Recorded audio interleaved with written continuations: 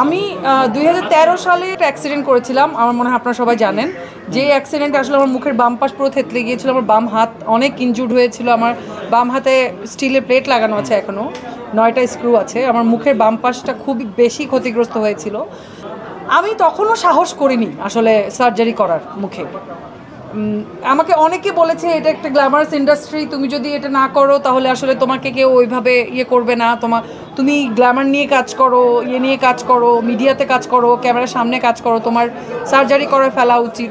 Double million offer, Walton fridge কিনে পেতে পারেন 20 লক্ষ টাকা, রয়েছে কোটি কোটি টাকার নিশ্চিত উপহার। আমি চেষ্টা করেছি যতটা ন্যাচারালি এটা ঠিক করা যায়, বা আমি এখনও চেষ্টা করে যাচ্ছি যতটা ন্যাচারালি এটা ঠিক করা যায় ততটা ন্যাচারালি, মানে কোনো রকম কোনো কৃত্রিমতার সহযোগিতা না নিয়ে, কাটাছেঁড়া না করে যেভাবে ঠিক করা যায়, সুন্দর করা যায় চেহারা, আমি ওইভাবে বিশ্বাসী। মানে সার্জারি করে একদিনের মধ্যে চেহারা সুন্দর না করে, আমার মনে হয় আস্তে আস্তে অল্প অল্প করে প্রতিদিন যত্ন নিয়ে নিয়ে যদি সুন্দর করতে পারি, ওইটা আরও অনেক দিন বেশি দিন লাস্টিং করবে।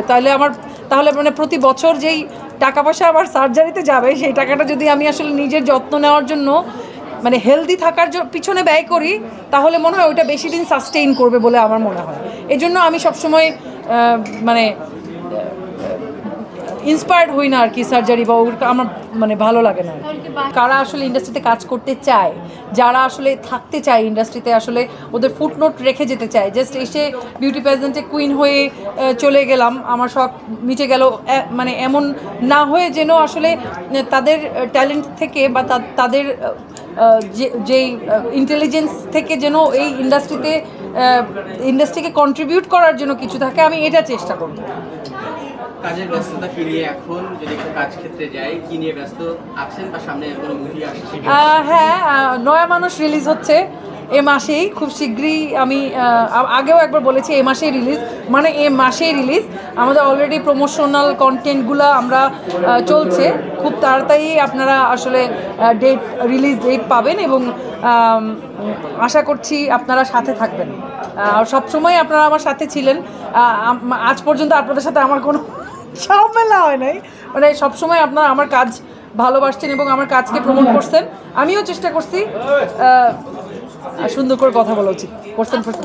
না, কার্লি চুল। আমি যখন প্রথম ঢাকায় আসি, আমার তো কার্ল চুল, কিন্তু যখন আমি ঢাকায় আসি তখন তো ওই যে লাল লাল নীল নীল বাতি দেখে ঢাকা শহরে এসে মনে হলো যে একটু স্ট্রেট করাই, তো করিয়েছিলাম, এবং আমার চুল যা ছিল তার অর্ধেক শেষ হয়ে গেছে প্রথমবার স্ট্রেট করানোর পরে। তারপর থেকে আমি আসলে ইন্সপিরেশন পাই না, বা আমার কাছে মনে হয় আমার ন্যাচারাল যে কার্লটা ওটাই বেশি সুন্দর। এবং আমি যে কী পরিমাণ বকা খাইছিলাম ওই সময় আমার সিনিয়রদের কাছ থেকে, যে আমি কেন আমার সুন্দর চুলটা নষ্ট করছি। একবারই জীবনে স্ট্রেট করিয়েছিলাম, তারপরে আর কখনো করানো হয়নি, এবং আমি আর করতেও চাই না। আমার মনে হয় যে বেশিরভাগ মানুষের চুল তো স্ট্রেট থাকে, আমারটা একটু ডিফারেন্ট, একটু কার্লি, সো এটা আমার কাছে ভালোই লাগে, আমার চুলটা আমার কাছে ভালোই লাগে।